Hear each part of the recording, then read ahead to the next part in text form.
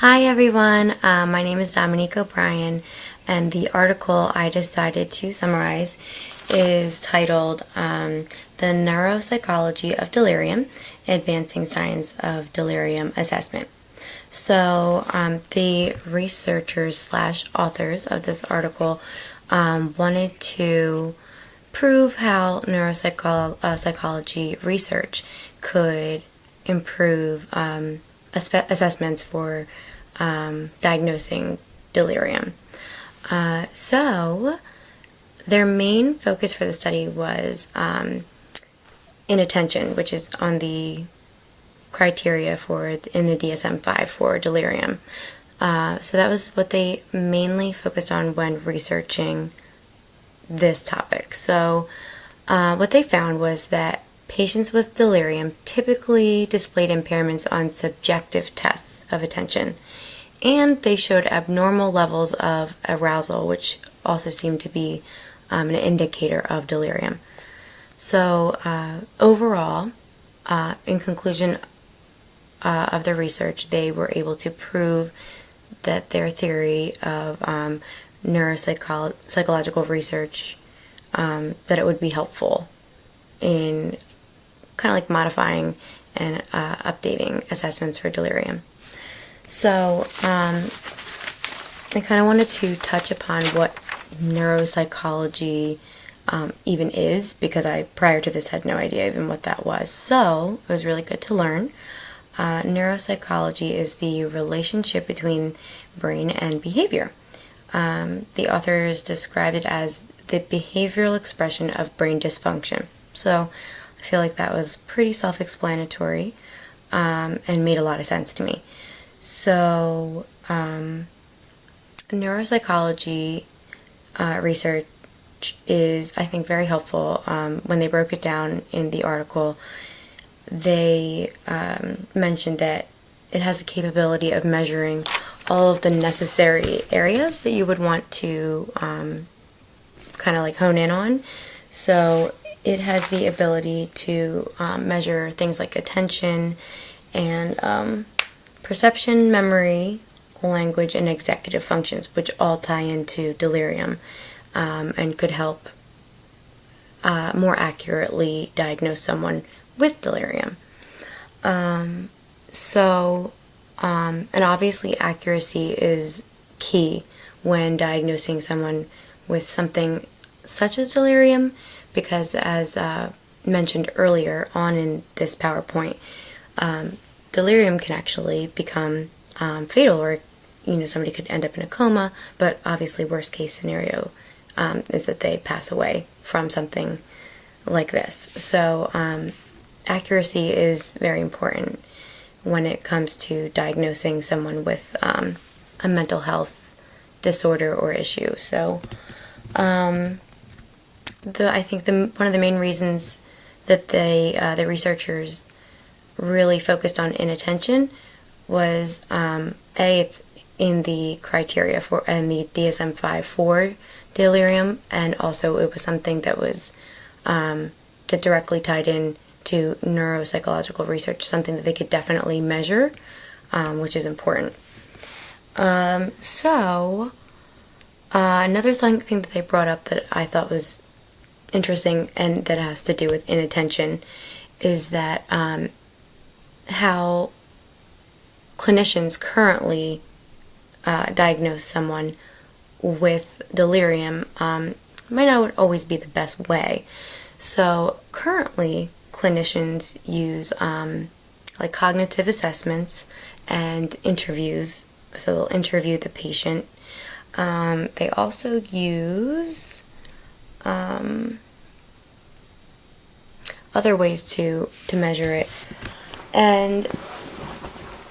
But the bottom line is that the interviews and cognitive assessments might not be helpful because, or most likely aren't helpful because the patient isn't with it. If they really are delirious, they have delirium, they are not able to focus. They are, not with it in their minds. So therefore, they're not going to be able to give clear answers or give, they also base it off of informant history, so maybe they can't really go off of that either because perhaps the patient is not cognitively aware enough to give any previous history that they've had. So by using neuropsychological research, they can find more accurate ways of testing this type of thing. So another thing that I thought was really interesting in the article was that they listed, all of the criteria in the DSM-3 all the way down to the current DSM, with DSM-5. And it's interesting that with each diagnostic manual, it changes, the criteria changes, it varies. So it's clear that, in the mental health field, we do, we have to adapt and we have to modify and update because we're learning new things. We have new findings and better ways of assessing patients, and things become more clear. We connect more dots. So I wish I could show it in here. I tried, but it didn't. I wasn't able to copy and paste it. So, and it's not necessarily out there for the public to see something like that. So, but I thought that it really tied in to the researchers' point of using something like neuropsychological research, because it's not really been used much, if at all, when assessing at least delirium in patients. There's been little research done on, each part of delirium, like the criteria. So there's not a lot of real scientific research on like things like perception and language, like, not being able to organize their thoughts or anything like that. They don't really have much real scientific. They can only go off of like what the clinicians can only go off of what they are observing from the patient, or what the patient might say they think or feel. But with neuropsychological testing, they can actually, connect brain activity with the behavior. So